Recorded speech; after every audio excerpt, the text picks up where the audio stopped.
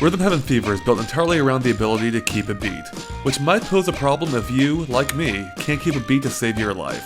Hell, I even needed help to finish a musical race in Mario RPG. I'm basically beyond help. And yet I still somehow enjoy every game I've played in the Rhythm Heaven series. Now, if you've never played a game in the series before, you're probably watching this video and wondering what in the hell am I watching? Which is a fair question to ask, considering that the same team that made the crazy WarioWare series is also behind this game. Right, so Rhythm Heaven Fever is based around short music games where you control a single element, such as a dancing lobster or a high-fiving clock-riding monkey. You have to time your actions, such as high-fiving, so that it matches the music's beat. Thankfully, the game provides visual clues to help you with your timing. For example, in Double Date, you can rely almost entirely on the visuals to determine when to kick the balls away. However, the game will also purposely screw with you every now and then by obscuring the visuals, forcing you to rely on rhythm alone. Yes, Rhythm Heaven Fever can be a cruel mistress. And there's very little room for error, so you might have to replay a specific game quite a few times before passing it. Fortunately, the game has simplified the controls since the DS version, relegating everything to just two buttons, A and B. While most actions are performed with just the A button, like shaking a tambourine, you also need to pinch both at the same time to perform alternative actions, such as smacking the tambourine.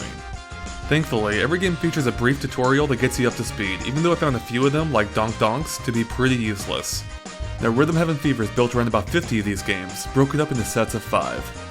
4 of them are individual stages, while the 5th is always a remix stage that combines elements of the previous 4 into a brand new song, requiring you to switch up your gameplay on the fly.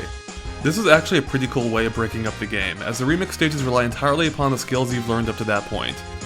There is one drawback though. Because you unlock the level sequentially, getting stuck on just one halts your entire game's progress.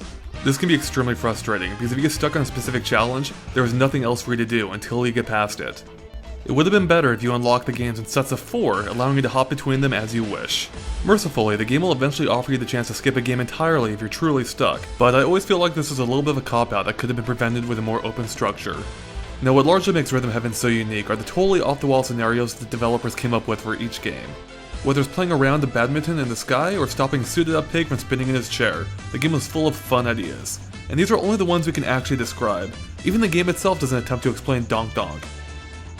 Of course, arguably the most important part of a music game is, well, the music itself. And Rhythm Heaven Fever doesn't disappoint with probably the highest amount of catchy songs yet. Take a listen to Flock Step, for instance.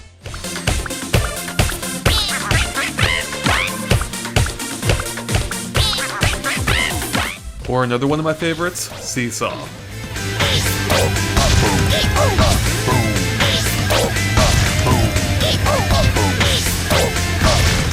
The music is simply fantastic all around, though I will say my favorite songs in the series still belong to the DS version, but that's really nitpicking. The charming visuals are equally strong, bringing the music and gameplay together in perfect harmony. And the game has a great sense of humor too, such as a cast list seen after the credits. My only real complaint, as you might have guessed by now, is the sometimes punishing difficulty. And it's not even that so much as it is a lack of help the game provides. Although each game does have a tutorial, and there is some light feedback at the end of each round, it's sometimes still not enough to help you determine exactly what you're doing wrong. For example, I still can't do Monkey Watch at all, and that's an early level. I mean, just watch me fail at this.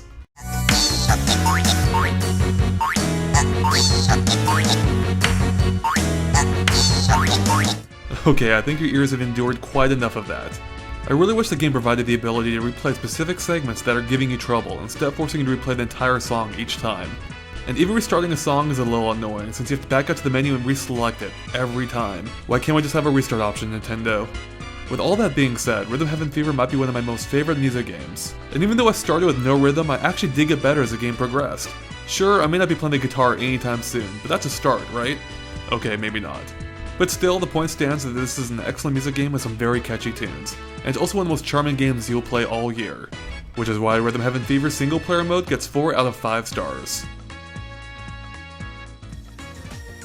Now, the game also has a cooperative 2-player mode, which uses remix stages from the single player. It's fun, but I can't help but wish the games had been entirely original instead of feeling more like retreads.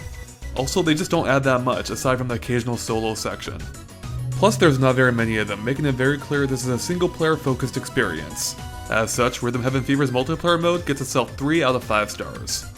Okay, well thanks for watching our review, and make sure to head over to GameXplain.com for the full written review, which goes into even more detail.